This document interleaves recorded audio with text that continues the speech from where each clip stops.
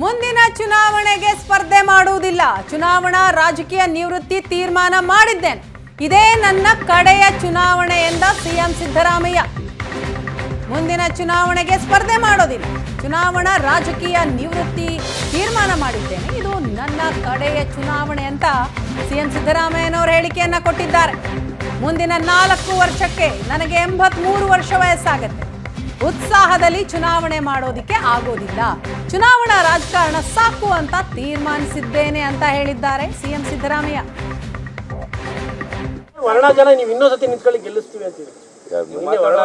ಅಸೆಂಬ್ಲಿಗೆ ನಿಂತ್ಕೊಳ್ಳಿ. ಅದೇ ಅಸೆಂಬ್ಲಿಗೆ ಇನ್ನೊಂದ್ಸತಿ ನಿಂತ್ಕೊಳ್ಳಿ ಗೆಲ್ತೀವಿ ಅಂತ. ಇಲ್ಲ, ನಾನು ತೀರ್ಮಾನ ಮಾಡಿದ್ದೀನಿ, ಇನ್ನು ಚುನಾವಣೆಗೆ ನಿಲ್ಲಬಾರದು ಅಂತ.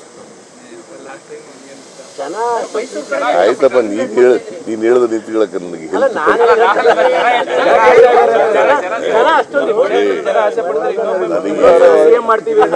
ನನಗೆ ಈಗ 77 ವರ್ಷ. ನನಗೆ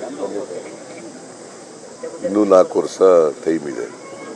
4 ವರ್ಷ ಟೈಮ್ ಅಂತಂದ್ರೆ 81, 82 ಆಗ್ಬಿಡ್ತದೆ.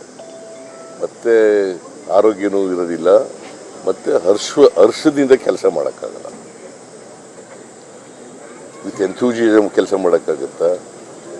ಸಾಕು. ಈಗಾಗಲೇ ನನಗೆ 78ಕ್ಕೆ 82 ವರ್ಷ ಆಯ್ತಾ ಬರ್ತದೆ. ಮತ್ತೆ 50 ವರ್ಷ ಆಗುತ್ತೆ.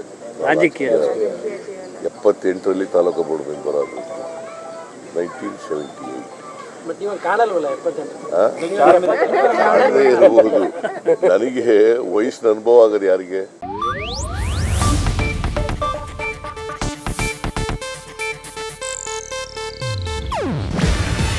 ಇದು ಏಷ್ಯಾನೆಟ್ ನ್ಯೂಸ್ ನೆಟ್ವರ್ಕ್ ಪ್ರಸ್ತುತಿ.